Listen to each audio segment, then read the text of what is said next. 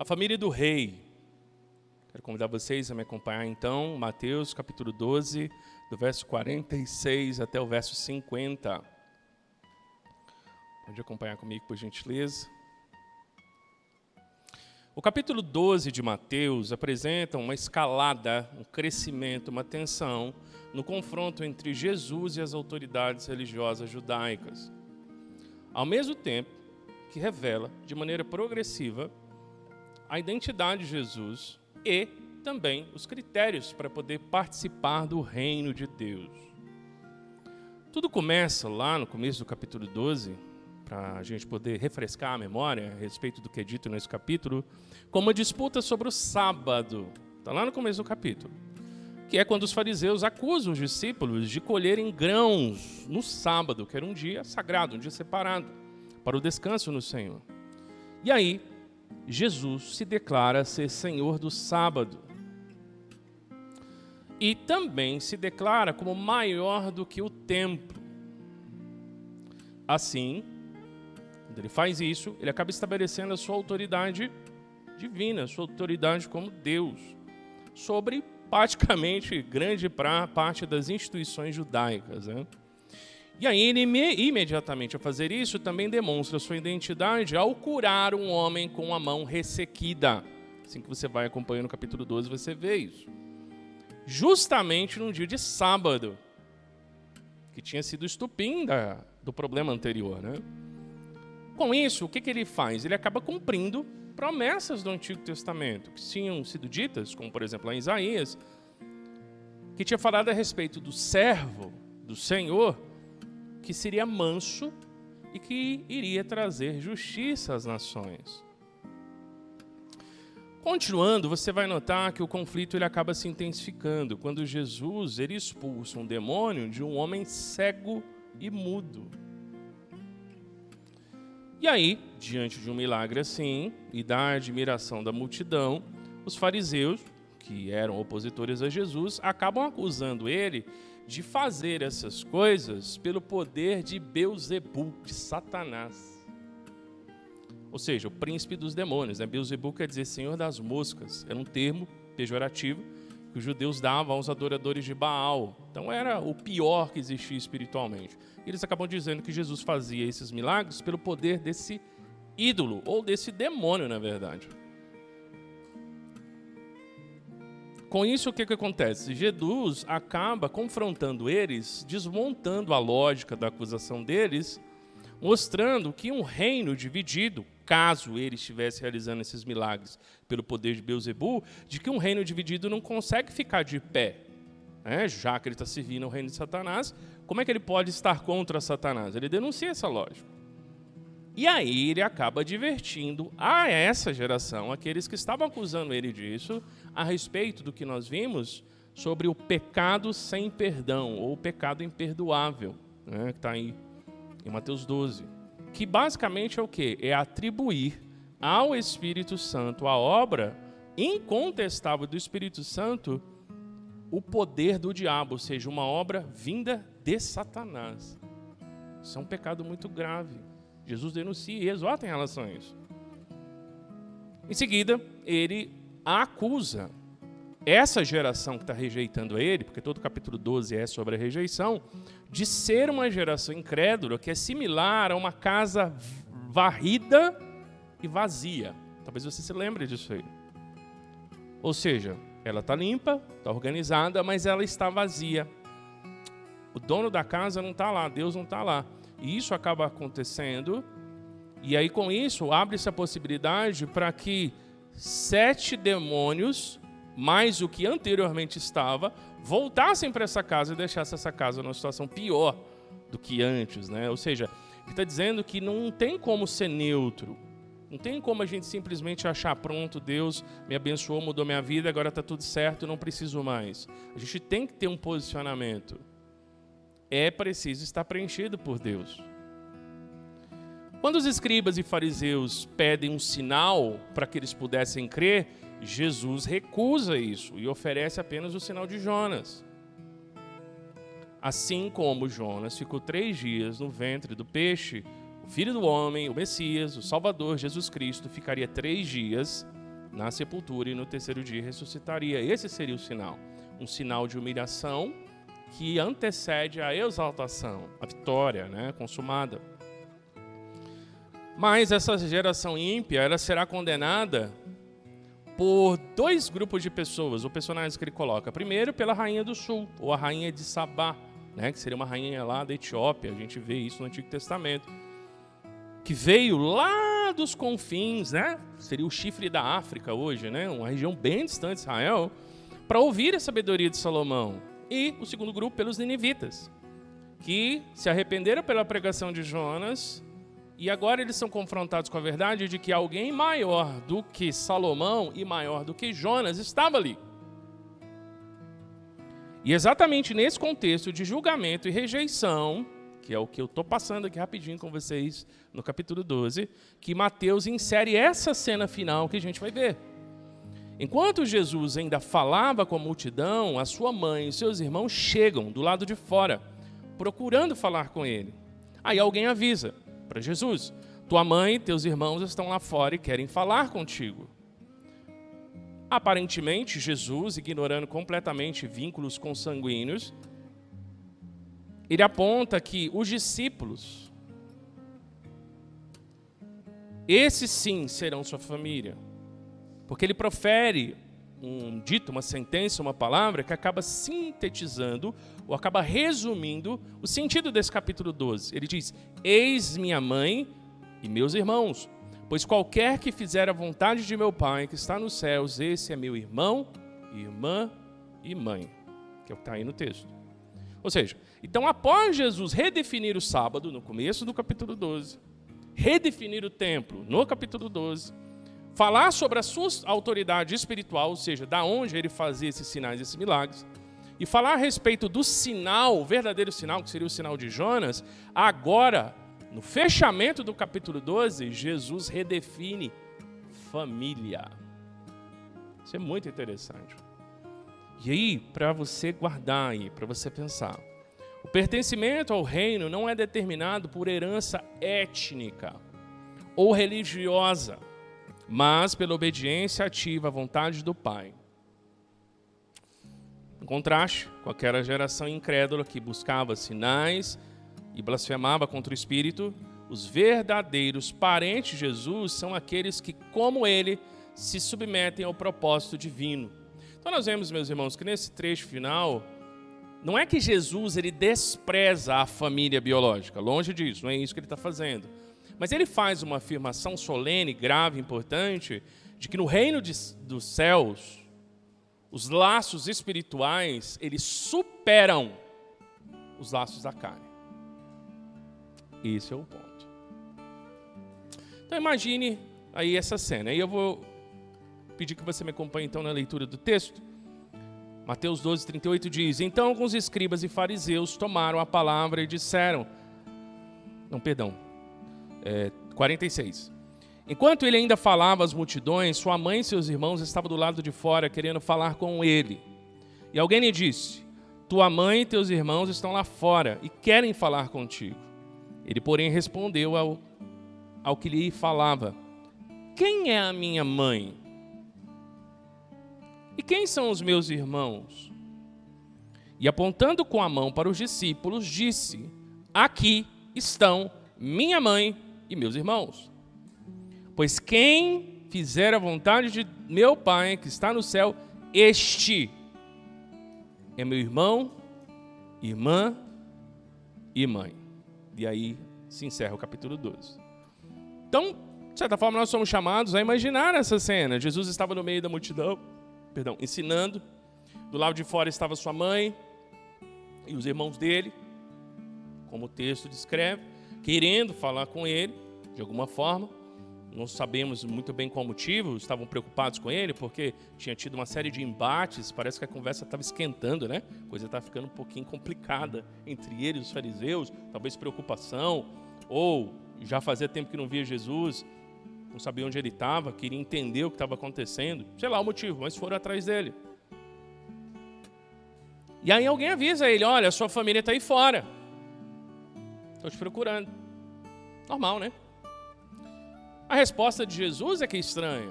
à primeira vista, se você for parar para pensar.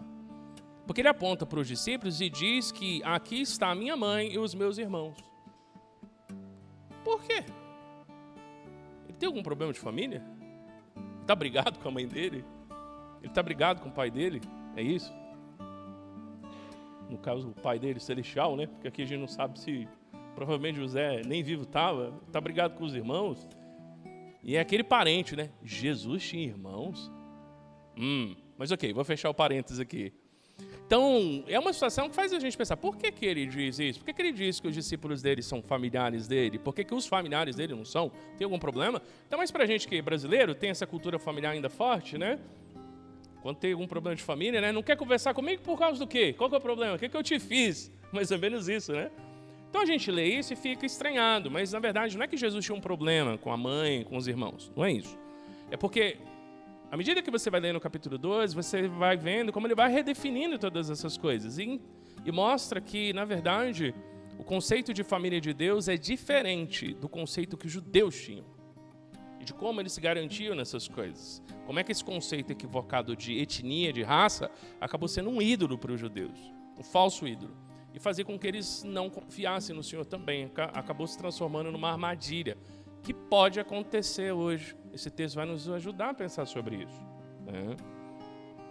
Então, ele aponta e diz isso. E ele também diz, quem faz a vontade de Deus, esse é meu irmão, minha irmã e minha mãe. Então ele diz, primeiro que aqueles discípulos que eram família dele, e coloca os critérios para fazer parte da família. Ó. Esses são minha família, e quem quiser fazer parte da minha família é desse jeito. Tem que fazer a vontade do meu pai. Esse é o critério. Não é sangue, não é genética, não é religião, é fazer a vontade do meu pai. Esse é o critério para entrar na família. O que Mateus quer dizer com isso? A lógica de Mateus aqui é simples, e para você poder guardar e meditar. Fazer parte da família de Jesus não tem nada a ver com parentesco, DNA ou religião de berço. Nada a ver com isso. Não adianta nada vir de uma família tradicional, frequentar a igreja desde pequenininho, ou conhecer a Bíblia de cor, se o coração e a vida não mudam. Durante todo o capítulo 12, como eu vi rapidinho com os irmãos, Jesus mostrou que os religiosos da época tinham o sangue certo. Aqueles que estavam rejeitando Jesus tinham o sangue certo. Eles faziam parte da família certa. Eles eram israelitas. Se a questão é consanguinidade, eles então são parte do povo de Deus. Porque eles eram israelitas. Ou seja, eles eram descendentes de Abraão. E mais, até certa medida, eles seguiam as regras certas. Tudo bem que eles acrescentavam regras que a Bíblia não colocava. Mas era um grupo que, né, se esforçava para cumprir as regras certas. Então o ponto é, ser da família certa, cumprir as regras certas. Mas aí a gente percebe, por todo o capítulo 12, que aqueles que eram da família certa e que, de uma forma ou de outra, olhavam para as regras certas, esses estavam longe de Deus. O que nos impressiona pensar. Esses estavam longe. Por quê? Porque eles julgavam, eles acusavam e eles pediam sinais. Mas tinha uma coisa que eles não queriam fazer: obedecer. Isso eles não queriam. Obedecer eles não queriam. Então, isso por si só não basta. Isso por si só não basta. Ou seja, no final, nós vemos, meus irmãos, que Jesus ele nos surpreende. Por quê? Porque aqui a gente vê, principalmente no verso 50 aí, quando ele coloca o critério para fazer parte da família, que todo o que obedece faz parte da família. Ou seja, o que realmente importa para Deus é a obediência. Verso 50. Obediência. Não importa de que família veio, que contexto veio, o quanto que já aprendeu. Somos obedientes, o coração é obediente naquilo que o Senhor tem dado. Isso que importa. Quem ouve o que Deus diz e coloca em prática, vira o quê? Parente de Jesus. Quem ouve e pratica, vira parente de Jesus. Agora, quem é do povo de Abraão e não pratica, não faz parte do povo de Deus, mesmo sendo judeus de sangue e tendo aprendido um monte de coisas, desde pequenininho. É o que aparece para nós. É como se nós disséssemos, esquece esse negócio de privilégio de família. É como se Jesus dissesse isso. Aqui todo mundo que obedece ao Pai tem o mesmo lugar à mesa. O que te conecta com Jesus é a sua decisão pessoal de viver do jeito que Deus pede. Isso te conecta a Jesus. A começar pela ordem que nós recebemos quando ouvimos o Evangelho de nos arrepender e nos voltarmos para Cristo. Precisamos responder a esse chamado de maneira obediente. Já começa aí, né? Então, mensagem central desse texto para você. O verdadeiro vínculo com Jesus não é estabelecido por laços biológicos ou religiosos, mas pela obediência ativa à vontade de Deus que nos inclui em sua família espiritual. Essa é a mensagem central desse trecho que nós estamos caminhando, tá bom? O verdadeiro vínculo com Jesus não é estabelecido por laços biológicos ou religiosos, mas pela obediência ativa à vontade de Deus que nos inclui em sua família espiritual. Olhando assim, eu sei, meus irmãos, a resposta parece dura, né? Bem dura. É algo que confronta nosso coração. Talvez até algumas concepções que nós temos. Mas o ponto teológico é que ele é simples. Parentesco com Cristo não vem do sangue, mas da graça. Isso é importante. O parentesco com Jesus vem da graça, não de sangue. A teologia bíblica, ela insiste que ninguém nasce cristão. Ninguém nasce cristão. Não existe isso. Sabe por quê? Porque nessa situação que nós vimos aqui, em que a mãe dele, do qual ele tinha pelo menos 50%, né, do DNA de Maria, né? Enfim, tinha, né? A mãe dele, né? E os irmãos,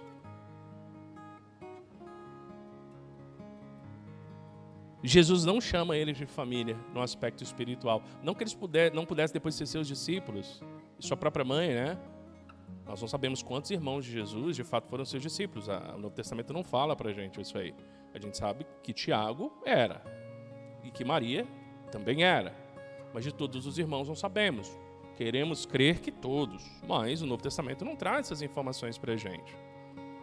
E ele, de primeiro, não considera o fato de que por ser sua mãe ou serem seus irmãos, são família de Deus. Então isso nos mostra que ninguém nasce cristão. Nem a família de Jesus. Nem a família de Jesus, nem os irmãos dele. Então a vontade de Deus a qual Jesus se refere não é algo que o ser humano produz por esforço próprio, algo que está nele, né? É exatamente aquilo que a graça opera no coração de quem foi escolhido por Deus.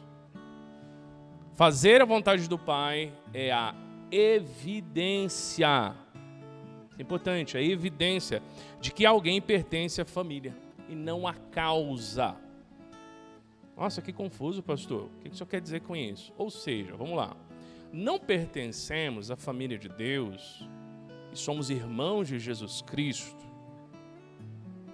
porque por nossos esforços pessoais nós obedecemos a Deus. É por isso.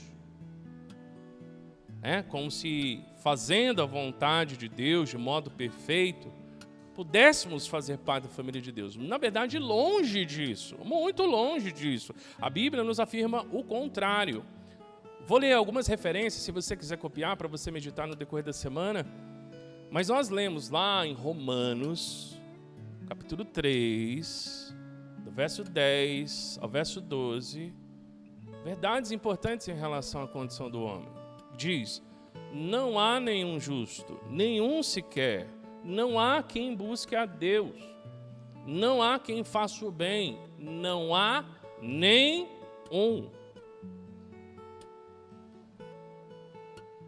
Depois nós lemos em Isaías, capítulo 64, verso 6, que todas as nossas justiças, ou obras de justiças, são como trapos de imundícia. E por fim, para fechar, a gente lê lá em Eclesiastes, capítulo 7, verso 20, algo que é aterrador, mas é verdadeiro. E a gente precisa ter isso com a gente, para nos colocar no lugar certo. O que diz lá em Eclesiastes 7, 20? Não há homem justo sobre a terra que faça bem, e nunca peque. Então não existe essa pessoa. Então nós não fazemos parte da família de Deus porque nós não pecamos. Porque a Bíblia diz que a gente peca, todo mundo peca. A diferença é que nós não temos o pecado como estilo de vida. Nós não devemos concordar com o que Deus condena. A gente deve buscar viver em novidade de vida. E Deus tem nos dado um novo coração, uma nova maneira de viver, uma nova mente, um novo desejo. E é possível, sim, a cada dia, dar um passo nessa renovação. A gente não pode viver como se nada tivesse acontecido na nossa vida. Precisamos de uma vida diferente. Não é porque ninguém deixa de pecar que quer dizer que eu só vou pecar. Um texto que você pode meditar depois é Romanos capítulo 6, que fala justamente disso. Já que todo mundo peca, então bora pecar, porque aí Deus vai dar mais graça. Aí o autor lá diz, mas não faça isso não pode fazer isso não, está errado. Né? Então não é isso. Assim, meus irmãos, nós entendemos que obedecer à vontade do Pai é a evidência de que alguém pertence à família de Deus, e não a causa. Então não é porque eu obedeço que eu sou da família, mas quem é da família obedece. Pegaram a ideia? Esse é o ponto. Porque quando ele vai até as autoridades judaicas, eles arrogam para si a posição de povo eleito. Israel tem uma eleição, de fato, a Bíblia é clara em relação a isso. Mas o ponto é que eles acabam fazendo o quê? Eles se fiam nisso, eles se prendem nisso. Eles acham que isso é um salvo-conduto. Que pelo fato de serem israelitas e fazerem parte do povo eleito, ponto. E aí Jesus vem e inverte essa lógica, mostrando que aqueles que são parte da sua família não são aqueles que o são por sangue, ou por conhecimento, ou por nível de santidade, pelo menos aparente, mas porque de coração, mesmo sendo pecador, mesmo tendo as suas dificuldades, as suas lutas, de coração, busca fazer o quê? Uma coisa simples, mas ao mesmo tempo extremamente complicada e desafiadora, que a gente sabe que só consegue pela graça. Mas uma coisa simples, que é o quê? Fazer a vontade do Pai. Simples assim. Quer ser da família de Deus? Quero. Então você vai ter um coração que busca fazer a vontade do Pai. Eu vou ter um coração que busca fazer a vontade do Pai. Nós iremos amar o nosso Pai. Nós vamos nos esforçar para fazer o que lhe agrada. Nós vamos levar em consideração a vontade do nosso Pai. E isso mostra que nós agora temos o direito de ser filhos do Pai? Não, porque ninguém tem. Aqui Jesus inverte a lógica. Os fariseus achavam que eles tinham o direito e eles não tinham, porque ninguém tem. Então não é porque agora eu fiz tudo certinho que eu tenho direito de ser filho do Pai, não. É porque eu fui alcançado pela graça do Pai, e o Pai transformou meu coração, eu tive um encontro com Jesus Cristo, alguma coisa mudou na minha vida, e agora o meu desejo, apesar de todas as limitações que eu tenho, o meu desejo é fazer a vontade do Pai. Isso mostra que eu faço parte da família de Jesus. Por isso que eu digo, é um sinal da graça. Dessa graça soberana que transforma corações, mudam vidas. É necessário nascer de novo. Jesus coloca isso em vários momentos. Então, família de Deus, o critério é diferente. Ou seja, aqui eu quero colocar algo para você meditar no decorrer da semana e dos seus próximos dias. Porque muitas vezes a gente se escusa da responsabilidade que nós temos, ou nós podemos encher os nossos corações de autojustiça e achar que nós somos bons o suficientes para agradar a Deus. Nenhum, nem outro. Como diz o ditado, né? Nem tanta terra, nem tanto ao mar. Vamos ficar centrados no Evangelho. Que basicamente eu deixo aqui resumido nisso que você está vendo. A incapacidade não é desculpa para não tentar. mas a razão para depender da graça. Eu e você vamos buscar viver uma vida que agrada ao Pai, não porque nós somos bons o suficiente, ou vamos deixar de buscar fazer isso porque a gente nunca consegue, mas porque nós dependemos da graça, e a graça tem nos capacitado a fazer isso, e nisso o nosso coração descansa. Dependência da graça de Deus. Do começo ao fim é graça. É importante estar atento a isso. A mensagem de Jesus hoje, para nós, como era para aqueles leitores originais de Mateus, aqui nesse capítulo é: de nada adianta vir de família tradicionalmente evangélica, cristã, né? Hoje em dia se fala família tradicional brasileira. Não que não hajam princípios tradicionais importantes, sem sombra de dúvidas há, mas esses não são os critérios para fazer parte da família de Deus. Esse é o ponto. Ser batizado na infância. Você foi batizado quando você era criança? Eu fui batizado. Eu fui. A Di também. Aí a segunda geração aí já... né? Mas a gente foi. Provavelmente você tenha sido, né? Inclusive tem foto do meu batismo. Eu lembro disso aí. Tá bom? E nem entrando nessa polêmica, o ponto é ser batizado quando criança? Frequentar a igreja a vida inteira. Meus irmãos, se não há obediência genuína de coração a Deus, estamos numa situação bem complicada. E precisamos admitir isso. Por outro lado, é imenso conforto para quem foi rejeitado pela família por causa da fé também. Isso é uma coisa interessante de pensar. Porque há muitas pessoas que experimentam a rejeição da família justamente por fazer parte da família de Jesus. Tem conflito de família aí.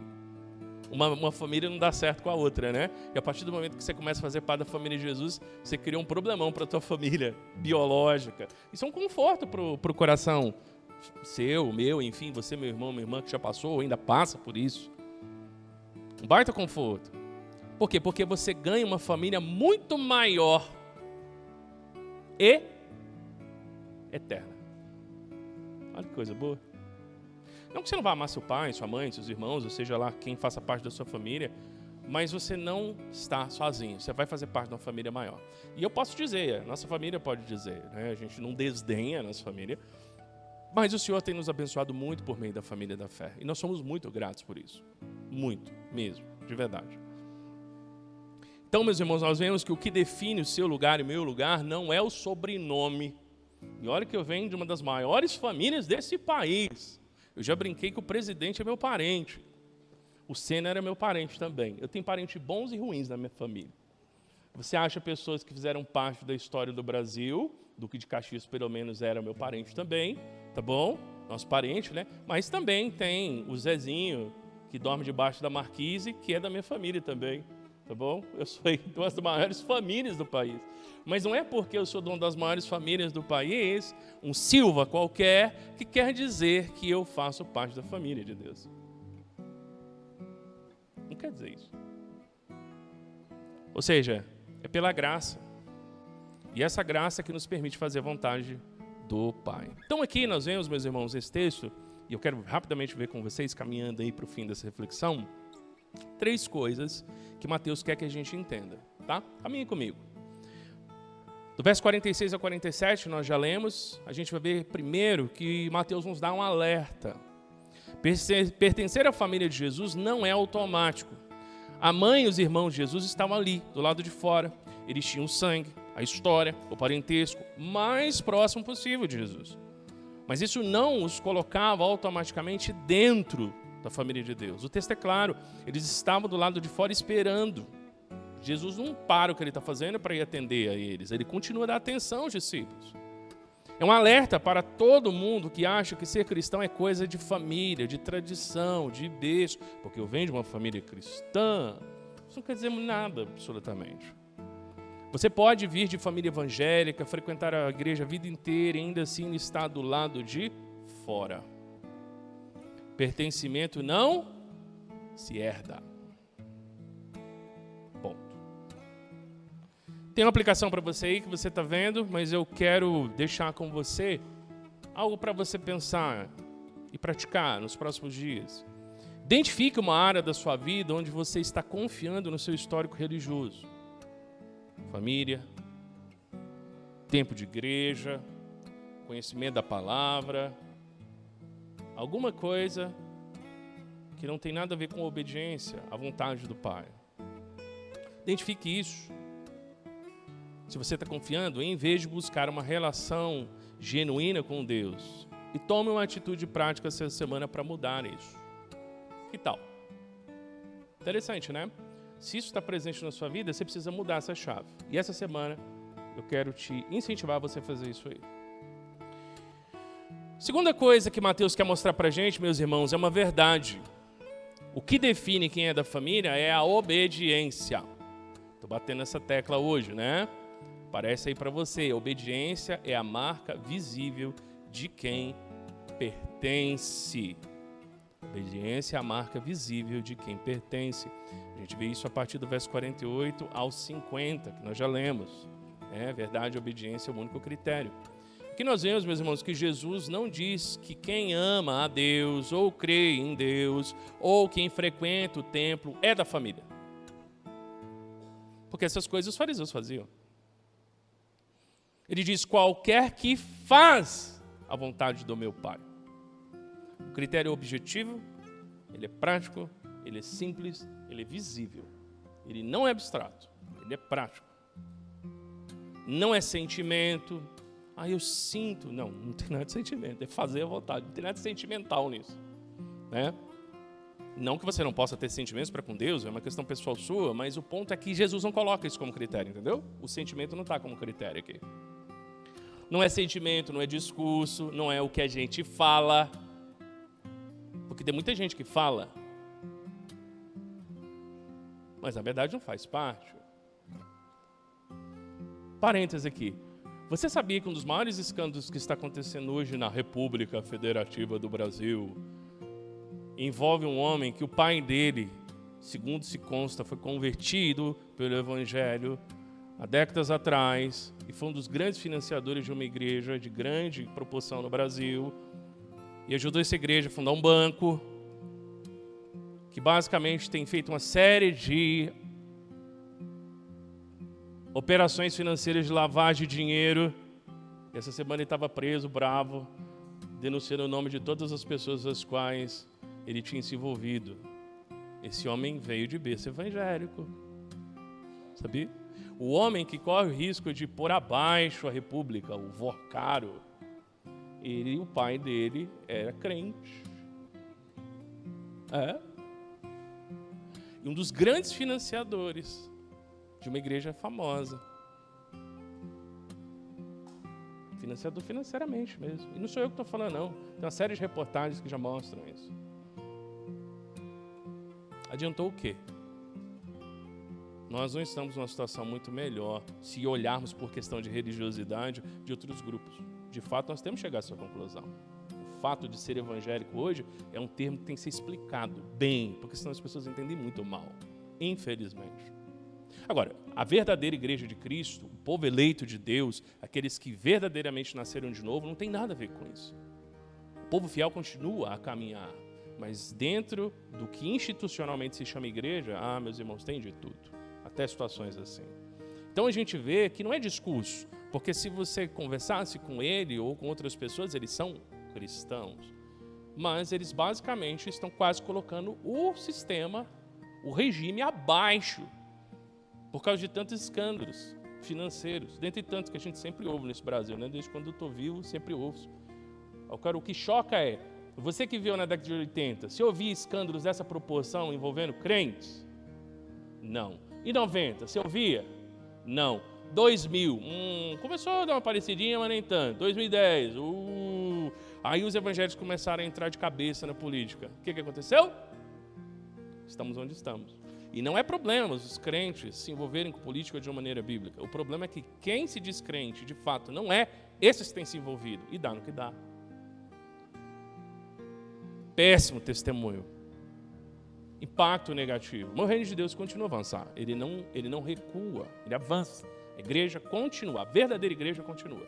Mas essas coisas são ações do inimigo. Ou seja, é fazer, não é discurso. Não é tradição, é obedecer, é colocar em prática. E isso desmonta qualquer religião de fachada.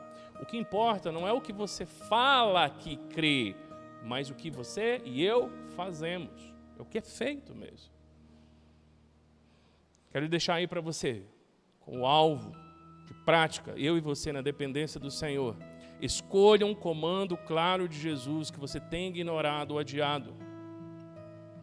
Exemplo: perdoar alguém, abandonar um pecado, servir em algo. Escolha, e você poderia colocar outros aqui, estou dando só uma sugestão. E coloque em prática ainda essa semana, sem desculpas. Coloque em prática. Senhor, eu vou estudar mais. A professora vai mandar lá o trabalhinho, eu vou fazer. Não vou enrolar e depois chegar lá na aula lá e falar assim: esqueci, meu cachorro comeu, minha avó morreu, e essas coisas. Vou realmente fazer. Coisa interessante. Não estou dizendo que vocês fazem isso não, tá bom? Mas a gente sabe que na escola tem essas coisas, né? Então não faça isso. E se em algum momento fez, se arrependa, mude disso aí. Meus irmãos, em terceiro lugar, nós vemos que Mateus traz para nós um confronto. A porta da família é radicalmente inclusiva. A gente vê isso aí do verso 49 e 50. Está aparecendo aí para você. Repare na palavra qualquer. Isso aparece? Aqui no século 21 diz quem. Aqui nós temos o quê?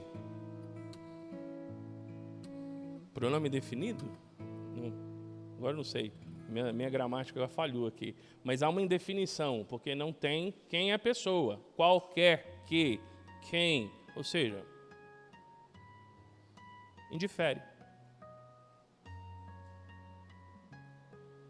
Qualquer pessoa que faz a vontade de Deus é irmão, irmã, mãe de Jesus. Não que é como Maria, né? Mas está na posição de família.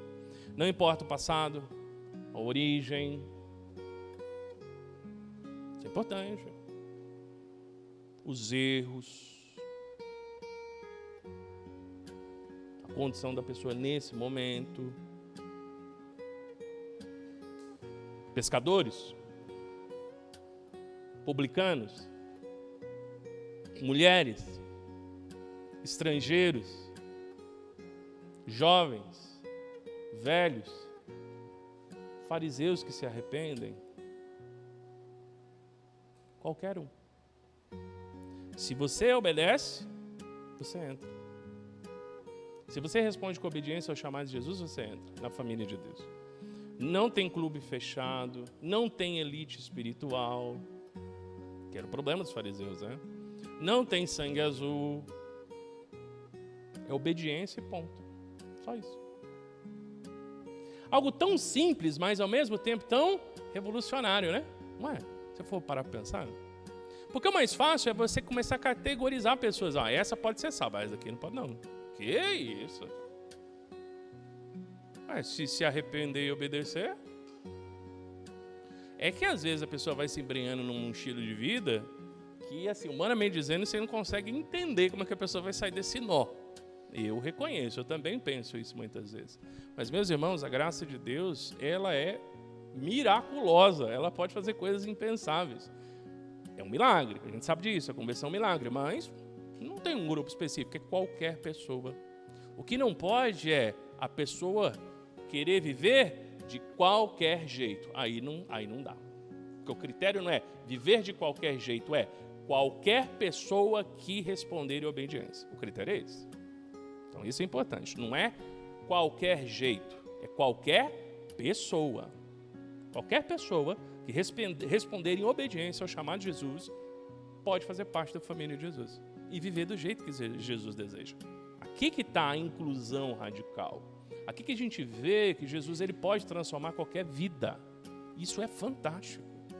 Porque a tendência geral dos seres humanos em todas as religiões é criar elites, castas, grupos, iluminados. É daí que vem o conceito de seitas. Pessoas que são mais próximas de Deus, pessoas que são mais espirituais, pessoas que merecem mais a Deus, pessoas que são mais fantásticas e maravilhosas, e seja lá qualquer coisa que a gente vai adjetivar isso, e aí essa pessoa sim pode fazer parte da família de Deus. O Evangelho é o contrário disso. Porque não é elite espiritual, não é casta iluminada, não são coisas excepcionais, muito pelo contrário. É aquele que estava desgraçadamente perdido, no sentido de que não tinha graça, literalmente, totalmente sem esperança, ouviu o evangelho e respondeu em fé pela ação da graça soberana de Deus naquele coração. Aí a coisa muda. Então não há quem não possa ser alcançado por Deus. O que não há também são pessoas que acham que são cansadas e podem ver como quiserem. Aí não. Isso é muito claro. Jesus coloca, é necessário um critério, obedecer à vontade do Pai. Mas se a pessoa fizer isso, indiferente de qual histórico de vida. Pastor, uma pessoa que está no corredor da morte, pode? Pode. Pode. Inclusive, há muitos relatos de pessoas. Se foi verdadeiro ou não, aí, enfim, aí é uma questão do Senhor para com aquela pessoa, né? Mas é possível ter uma pessoa no corredor da morte. É mesmo, pastor? É, e é até bíblico. É? Onde tem isso na Bíblia? Mas tem, ué. Você não sabia? Ladrão da cruz. Vou falar do cedo. Ele não estava nem no corredor da morte, ele já estava na cadeira elétrica já quando aconteceu. É possível. Mas se verdadeiramente responder em obediência a Jesus, é possível. Dá para mudar a história. Então, aqui nós vemos todas essas coisas, meus irmãos. O pertencimento não é automático. A obediência é o critério. Mateus coloca isso de maneira muito, muito simples. Quero colocar aí para você, aplicação para mim e para a sua vida. Identifique alguém que você considera fora dos padrões para ser cristão. Seja você mesmo, outra pessoa, enfim. E lembre-se, se essa pessoa se dispuser a obedecer a Deus, Jesus o chama de irmão. E é isso que escandalizava os fariseus. Porque na cabeça deles isso não podia acontecer. Mas Jesus falou que acontecia. Seria um problema. Sem crise. Ou seja, trate-a, ou enfim, se é o caso de você que está ouvindo, trate-se com a dignidade de quem pode ser parte da família de Deus. É possível. Responda da maneira correta que o próprio Senhor Jesus coloca na palavra. Isso pode acontecer. E daí? Terminando tudo isso aí. E daí? No final das contas, meus irmãos, Mateus 12 nos deixa com uma pergunta no ar. Afinal, o que realmente te conecta a Jesus? O que me conecta, o que te conecta a Jesus? A família biológica de Jesus estava ali, do lado de fora. Tinham tudo para ter acesso livre, mas não foi o que aconteceu. Isso nos ensina algo essencial. Não é o seu histórico que te coloca dentro, é a sua história com Deus. Você pode ter crescido na igreja, como eu disse, enfim, seus pais serem líderes, você saber todas as histórias da Bíblia de cor, e ainda assim está do lado de fora, porque pertencimento não se herda, se vive. Mas aí vem a parte que assusta. O critério para estar dentro é obediência. Jesus é direto, quem faz a vontade do Pai. Esse é irmão, irmã é mãe. Ele não adianta um discurso bonito, ou seja, emoção no culto, ou conhecimento da Bíblia. O que importa é o que você faz com o que Deus diz, no final das contas. Obediência não é perfeição, mas é direção. É uma vida que, mesmo tropeçando, está sempre se levantando para fazer a vontade de Deus. E aqui que entra o melhor de tudo disso. Essa porta está aberta para qualquer um. Que é o melhor de tudo. Não importa seu passado, seus erros, sua origem, sua idade. Jesus não olha seu currículo, ele olha o seu coração disposto a obedecer. A mesma mão que apontou para os discípulos e os chamou de família é a mão que está estendida para você hoje. Mesma mão, mão de Jesus. Mas é importante que nós prestemos atenção a algo. Nós só podemos aplicar isso porque Jesus primeiro obedeceu de maneira completa. Isso só é possível porque Jesus obedeceu. Senão não seria. É Ele que fez a vontade do Pai até o fim. Isso fez com que Ele sofresse o preço da morte na cruz. Mas é Ele que obedeceu. E porque Ele obedeceu, você e eu, nós podemos ser incluídos na família de Deus. Não é a sua obediência imperfeita que te salva, mas é a obediência perfeita dEle. Dele. Acreditada a você e a mim. Pela fé. E o nome disso é graça. O nome disso é graça. É isso que permite viver em obediência, não com peso, com medo, com desespero, com ansiedade.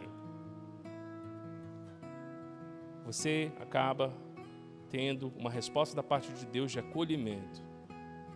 Ou seja, nós somos chamados a fazer parte da família de Deus. Nós temos que parar de confiar em rótulos, autossuficiência, justiça própria, tradição, ou qualquer outra coisa que a gente acha que vai nos segurar diante de Deus e começar a viver uma vida de fé e uma fé que obedece. Ao entrar pela porta que está escancarada para todo mundo que se dispõe a fazer a vontade de Deus. E por fim, descansar no fato de que em Cristo você não é só um seguidor, você é família. Em Cristo eu e você somos família. Vamos orar? Fale com Deus nesse momento. Se por acaso você ainda não tomou uma decisão por Cristo, não tomou uma decisão de obedecer esse chamado, de reconhecer que você é pecador, de que você precisa abandonar essa vida de pecado, essa vida de desobediência a Deus, e você quer fazer isso hoje, depois estiver orando, toma essa decisão diante do Senhor, de coração, de verdade. Ele sonda corações, Ele sabe da sinceridade do seu coração. Pai santo e amoroso, nós te louvamos porque o Senhor não nos trata como estranhos, mas nos chama para perto. Pelo teu Filho Jesus, aprendemos que família de verdade não é questão de sangue ou tradição, mas de coração que obedece. Senhor Jesus, tu apontaste para os discípulos e disseste: aqui está minha mãe e meus irmãos. E que alegria, Senhor, saber que não precisamos de credenciais religiosas, nem de um passado perfeito, nem de muito conhecimento, Senhor, títulos, para nós sermos acolhidos por Ti. A porta está aberta, o Teu convite é para todos. Espírito Santo, Tu és quem nos dá o poder para fazer a vontade do Pai. E nós confiamos, Senhor, nessa verdade. Não queremos confiar na nossa própria força, porque nós sabemos que ela é fraca. Mas antes confiamos na Tua graça, que nos transforma por dentro, e de dentro, Senhor, para fora, nos faz querer obedecer. Pai, Filho e Espírito Santo, louvamos a Ti, Deus Trino, porque em Cristo nós não somos apenas seguidores de segunda classe, nós somos família, irmãos e irmãs do Rei. Ajuda-nos a viver hoje como quem realmente pertence a Ti. É o que eu peço em nome de Jesus. Amém.